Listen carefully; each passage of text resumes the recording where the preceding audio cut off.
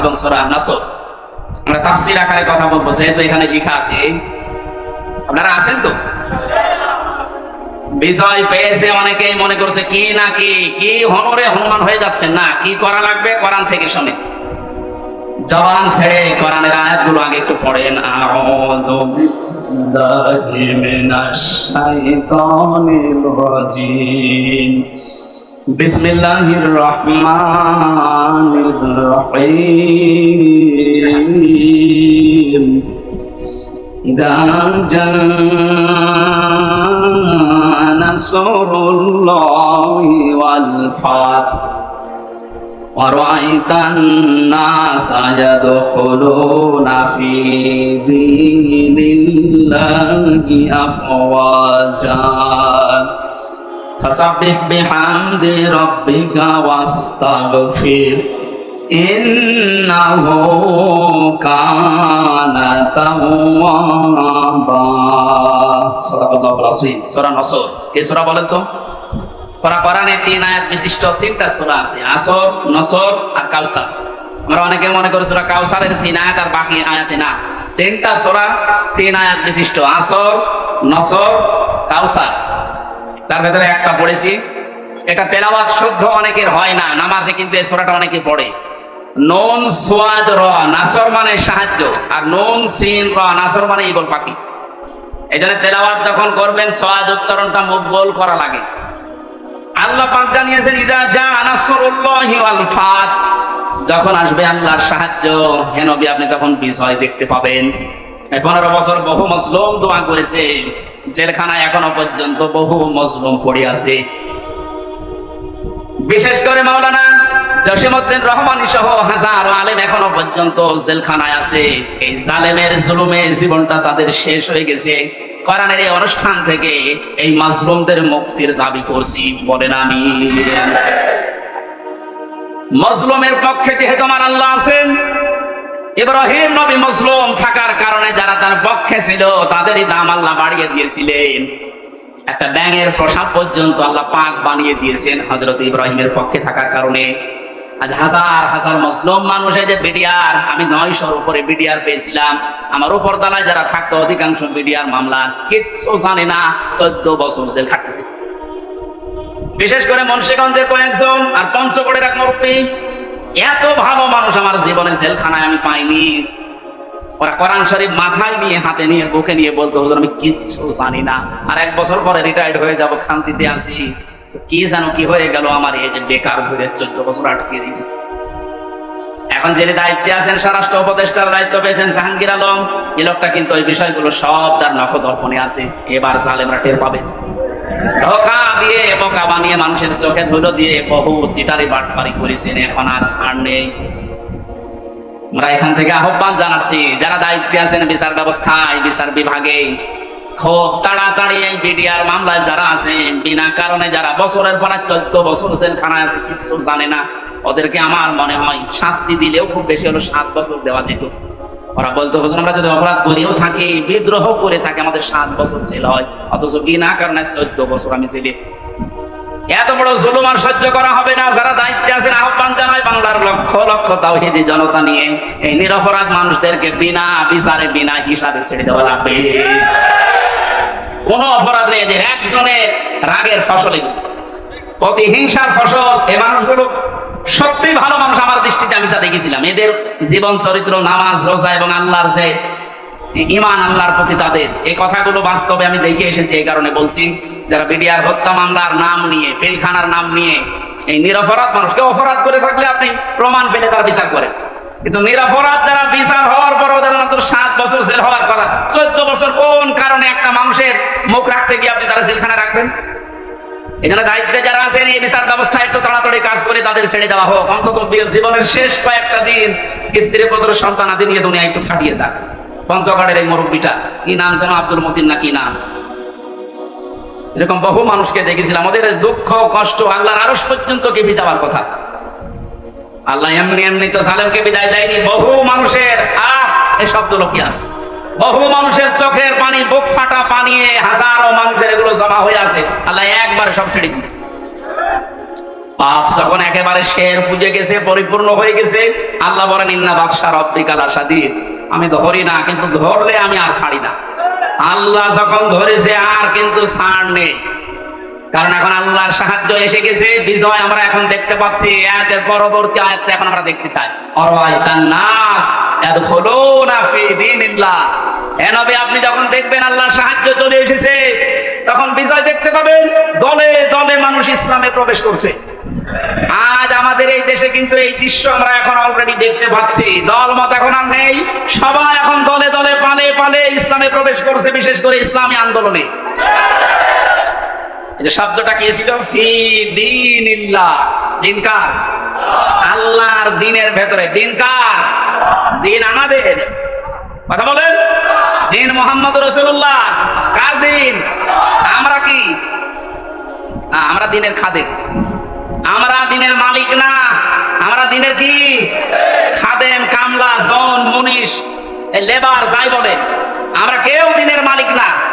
সুতরাং দিনের ভেতরে যারা প্রবেশ করছেন তাদেরকে ওয়েলকাম জানাচ্ছি, কারণ দিনের মালিক কে বলেন তো? আমরা কি? খাদেম। বলেন কি? কামলা, খাদেম, লেবার। আমি এই যে আজকের মাহফিলের যিনি আমার ডান পাশে আছে অধ্যাপক নজরুল ইসলামের বাবা, উনি যদি বলে এই জমিটা আমার মতো 10 জন মানুষকে বলছে আপনারা ধান লাগান, বিকাল 5টায় আপনাদের বেতন দিয়ে দেবো, তা পর্যন্ত আমরা ধান লাগাচ্ছি, আর 10 মিনিট বাকি আছে। কয় মিনিট? 10 মিনিট পরে বিকালে আমাদের বেতন দিয়ে দেবে।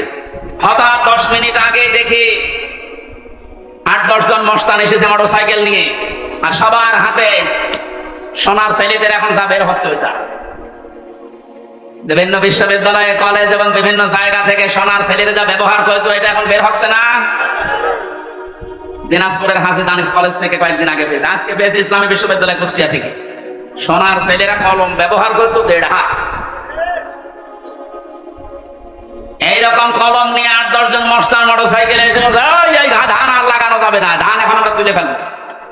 এখন জমির মালিক তো উনি নেই, আমরা 8-10 জন যারা ধান লাগিয়েছি, কামলা, খাদেম, আমরা যদি বলি ভাই আপনারা ধান তুলবেন তোলেন, কিন্তু আর 10 মিনিট পরে তুলি, কারণ আমরা বেতন নিয়ে নিই।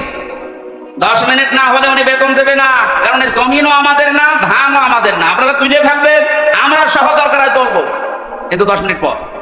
কথা বলে না, এই 10 মিনিটের আগে যদি আপনারা মাস্তানি করেন, তর্কাতর্কি হবে, কথা কাটাকাটি হবে, রক্তপাত হতে পারে, এমনকি যদি মেরে ফেলা লাগে মেরেও ফেলবো, কারণ আমার বেতন দরকার। এই কথার সাথে আপনারা একমত আছেন না? সহজ ভাবে যেভাবে বুঝলেন যে হ্যাঁ এটা ঠিক, আমার বেতন লাগবে, বিকাল 5টা মানে জীবনের শেষ দিন। কথা বলেন না, এই জমিন কার? দিন কার? আমরা কি? আমরা ধান লাগাতে আসি, জমিনে দিন প্রতিষ্ঠার জন্য জান মাল বাজি রেখে মাথার ঘাম পায়ে ফেলে চেষ্টা চালিয়ে যাচ্ছি কি করে দিন কায়েম করা যায়। এখন বিকাল 5টা মানে জীবনের শেষ দিন। এদিন আসার আগে যদি কেউ বাধা দিতে আসে, তর্কাতর্কি হবে, কথা কাটাকাটি হবে, রক্তপাত হবে। এই 17 বছর যা হচ্ছে,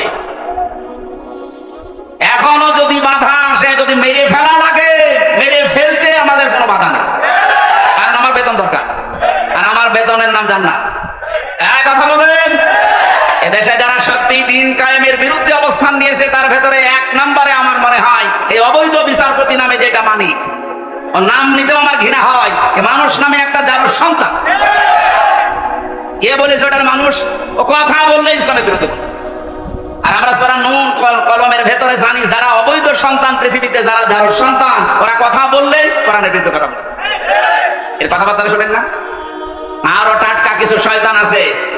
আমরা কিন্তু বিকাল 5টা পর্যন্ত এই জমিনে ধান লাগাবো, বাধা দিতে আসলে কিন্তু এখন আর কথা কাটাকাটি না, তর্কাতর্কি না, রক্তপাত না, এখন বিদায় করে দেব। আমার বেতন এখনো পাইনি, বলেন বেতন পেয়ে গেলে আমার অসুবিধা নেই, দিন এই জমিনে কায়েম করতেই হবে, এটা ফরজ না, এটা চেষ্টা করা ফরজ। চেষ্টা করে যাব, হলে ভালো, না হলো আমার কোনো লস নেই, আমার বেতন আছে। এখন এতক্ষণ তো কামলাদের কথা বললাম, লেবারের কথা। যে মালিক বসে আছে, উনি যদি এসে দেখে যা সব ধান তুলে ফেললো, উনি কিছু বলছে না, তার মানে উনি দুর্বল। এই কারণে মনে মনে চিন্তা করবেন, যিনি হয়তো এখন কিছু বলছে না, পেছনে ওনার কোন উদ্দেশ্য আছে। যেই দিন ধরবে গোপনে, বাপ বলার সময় দেবে না। এ জমিনে আজ 53 বছর চেষ্টা চালিয়েছে অনেকে, আল্লাহর খাদেমেরা, আল্লাহর গোলামেরা, কিন্তু পারছে না। আল্লাহর সৃষ্টির ভেতরে যারা অবৈধ সৃষ্টি, তারা চেষ্টা চালিয়ে চালিয়ে নস্যাৎ করে দিচ্ছে বারবার। আমার কুষ্টিয়ার এক ডাক্তার আছে, ওর নাম নিতে আমি ঘৃণা করে, যেন নাম নেই না। কথা বললে দেখবেন ইসলামী আন্দোলনের বিরুদ্ধে কথা বলে, কথা বললে একামতে দিনের যারা দায়িত্বে আছে এদের বিরুদ্ধে কথা বলে, কোনো কথা না। অথচ ও যদি আমার সাথে ভোটে দাঁড়ায়, মনে করবা খয়রাতি নৌকা নিয়ে পাশ করেছিল কয়েকবার, ধরাকে সরাগান করে, এখন ইন্দোরের গর্ত খুঁজে পাচ্ছে না। আমার মনে হয় যে অবস্থা কুষ্টিয়ারও, ওরে যদি জনগণ পায় কুকুরের মতো ঢুকিয়ে দেবে।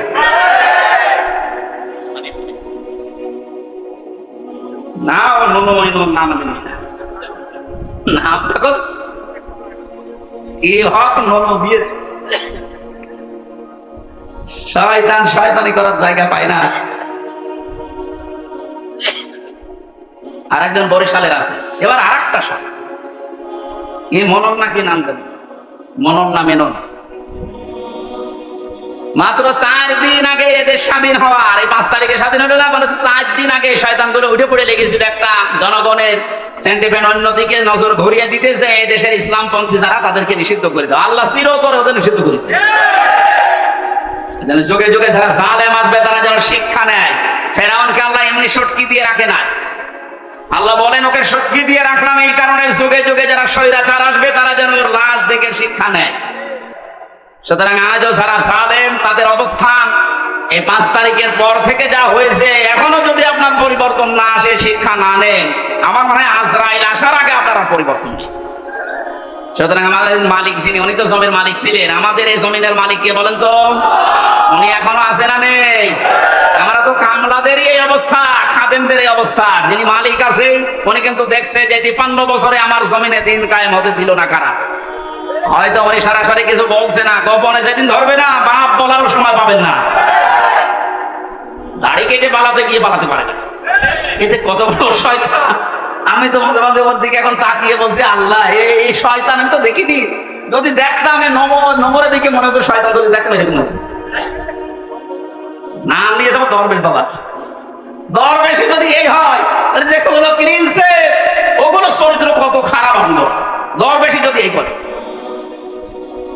দাড়ি কাটার পরে চিহ্ন দেখে মনে হচ্ছে একটা নমো না, কে যেন ডিম মেরেছিল, ডিম না, ওরা আরো কিছু মারা দরকার। ওর ডিম ওই জায়গায় না, বিভিন্ন জায়গায় ডিম দেওয়া দরকার।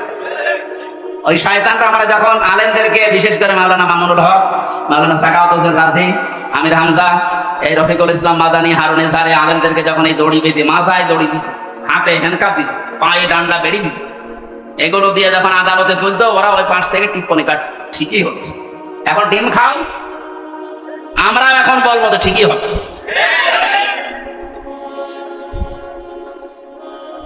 সুতরাং দিনের ভেতরে যেভাবে দলে দলে পালে পালে আজ মানুষ প্রবেশ করতে আরম্ভ করেছে, ইসলামী আন্দোলন এবং একামতি আন্দোলনের এই কর্মীদের ব্যবহারের কারণে আল্লাহ যেন এটা অব্যাহত রাখেন।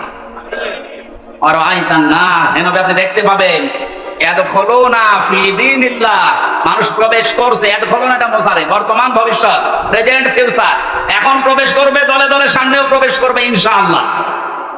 এটা যদি প্রবেশ করে করে এই 20% এখন আছে ইসলামী সেন্টিমেন্টের মানুষ, এই 5 তারিখ থেকে আজকের এই দিন পর্যন্ত 35% অলরেডি হয়ে গেছে।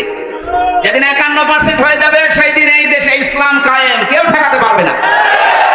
এইটা শোনার পরে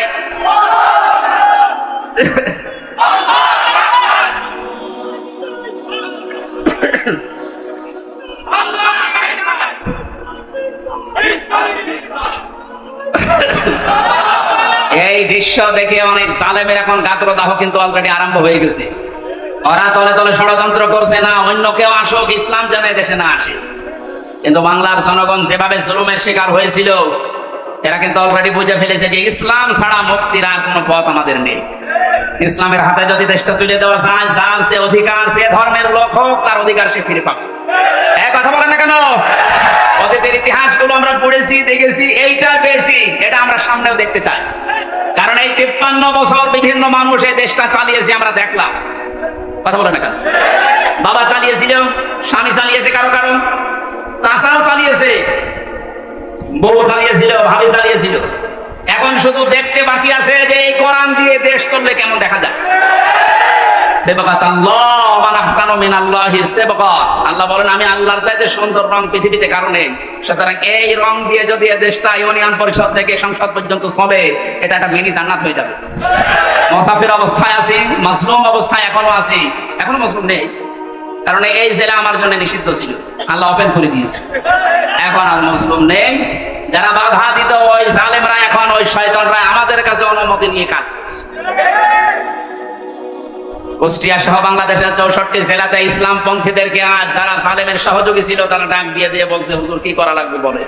কেন 2 দিন আগে যে উল্টাপাল্টা কথা বলতে আল্লাহর ভোগ হইতো, এইটাও আমি পেয়েছি, অথচ মুসলমান।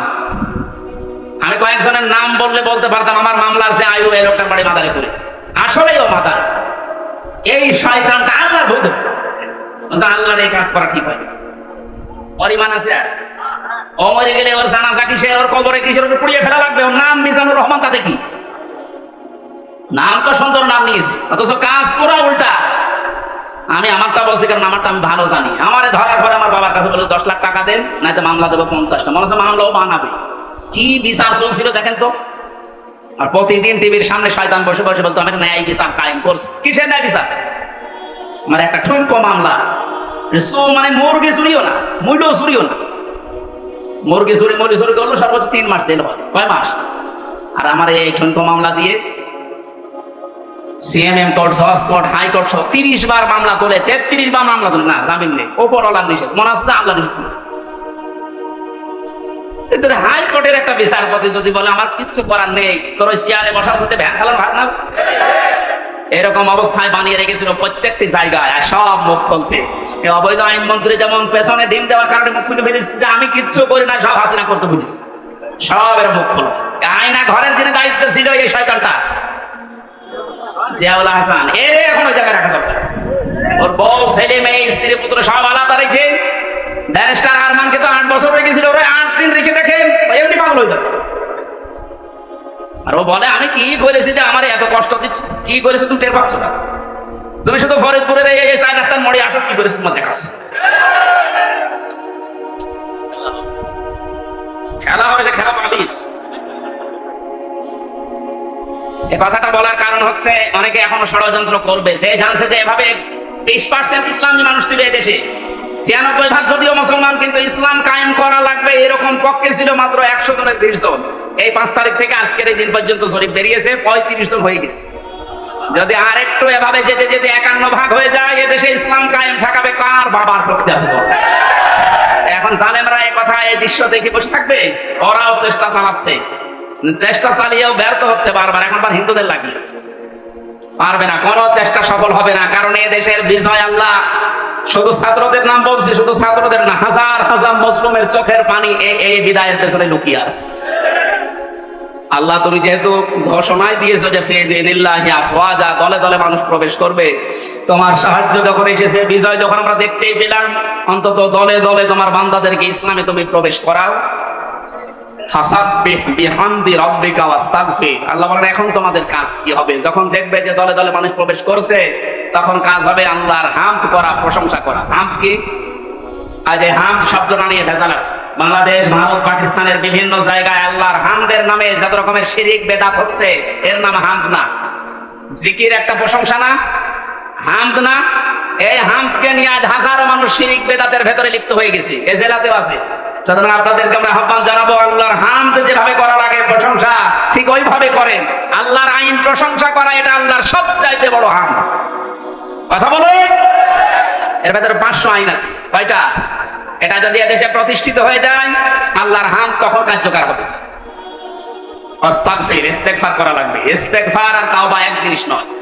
কেউ যদি সব সময় শুধু আস্তাগফিরুল্লাহ আস্তাগফিরুল্লাহ আস্তাগফিরুল্লাহ পড়তে পারে, তাহলে তার টেনশন আল্লাহ নিজের থেকে দূর করে দেয়। এই আমলটা আমি সহ যারা এসেছি জারি রাখবো, সব সময় যেখানে থাকবেন সব সময় আস্তাগফিরুল্লাহ আস্তাগফিরুল্লাহ মনে মনে জোরে জোরে পড়ে। আর তাওবা এটা আলাদা জিনিস।